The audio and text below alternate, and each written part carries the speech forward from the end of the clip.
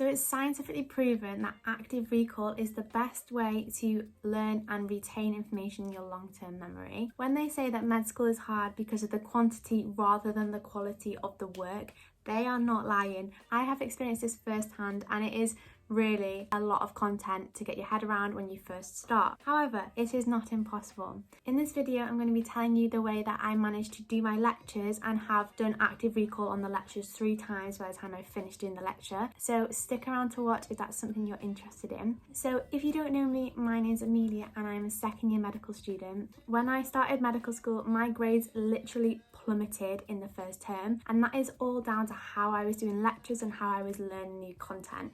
Safe to say, I was doing it all wrong. I then decided that I really needed to change things. I couldn't have possibly passed if I would have carried on doing that. So I decided to try and do things differently and try out some different ways of doing things. Tip in medical school is you need to trial and error things until you find what works for you.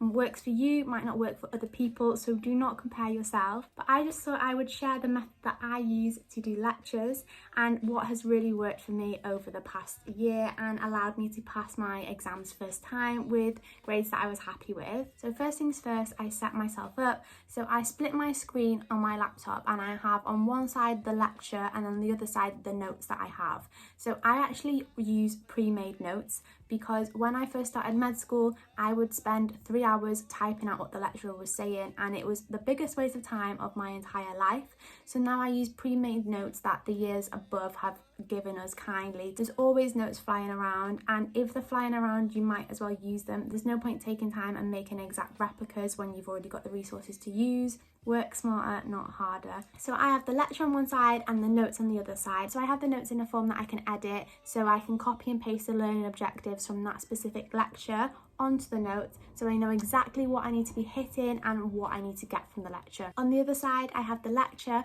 and I have it in a form where I can see the slides that the lecturer is talking through. I have the subtitles and I have it on between 1.25 and 1.5 speed, depending on the lecturer and how fast they are talking anyway. I don't tend to put it on double speed because I just find it's too quick for me to even hear what they're saying, but some people can manage that. So I then sit and I watch. And that sounds very obvious, but it's so important to sit and watch the lecture and make sure that your brain is engaged and your brain is following what is going on. Because sometimes I find my brain wanders, and even though I'm watching the lecture, I'm thinking about something else. So make sure your brain is engaged, and I make sure my brain is engaged by having the notes in front of me as well, so I can listen while I'm reading. So that is really keeping my attention on what is going on. I know everyone learns differently, and that might not be a method that some people can use. Some people might really struggle to read and listen at the same time. That's just what works for me to make sure that my mind doesn't wander onto something else, because I'm really focusing on reading and listening. And at this point, as I'm reading and listening, I'm making sure that the notes I've got in front of me have all the information that I'm hearing and seeing from the lecture slides. So the next bit is the key information, and this is really where the magic happens. So every 15 to 20 minutes, depending on how long the lecture is, I will pause the lecture and I will use my whiteboard and I will blurt out everything that I've learned up until that point. So this is active recall number 1. I then go back to my notes and I see if I've missed anything from that 15 to 20 minute interval. Probably have, because we're only human and I'm not going to take in all of that information in one. So I go through what I've missed, I understand what I've missed, I spend 5 minutes getting my head around it, and then active recall number 2 comes in. I then use Anki and I type out and make my flashcards for that first 15 to 20 minute interval of the lecture. So this is active recall number 2, because I am typing out what I've learned from memory. Obviously I'm using my notes and my learning objectives on the slides as prompts, but I'm mainly doing it from memory, and then I'm going to revert back to my notes to see what I've missed again, and then add in any extra bits that I've missed on the flashcards. Obviously it's important to do that next step and look back and see if you've missed anything from your flashcards, because your flashcards are what you're going to be using to revise. So 20 minutes into the lecture and I've already done 2 forms of active recall, which is very efficient and what we are aiming to do. I then finished the lecture off in the 15 to 20 minute intervals that I've been doing. So as a bit of a cycle, watch 20 minutes, blurt on the whiteboard, check what I'm missing, make my flashcards, check what I'm missing, and I do that until the lecture's finished. So then once the lecture's finished, I then spend 20 minutes at the end just going through the flashcards that I've made and making sure I understand them and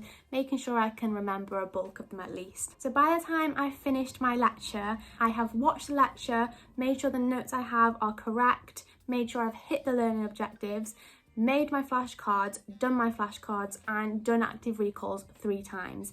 So I would say that is such an efficient way to do a lecture. So that is how I do my lectures.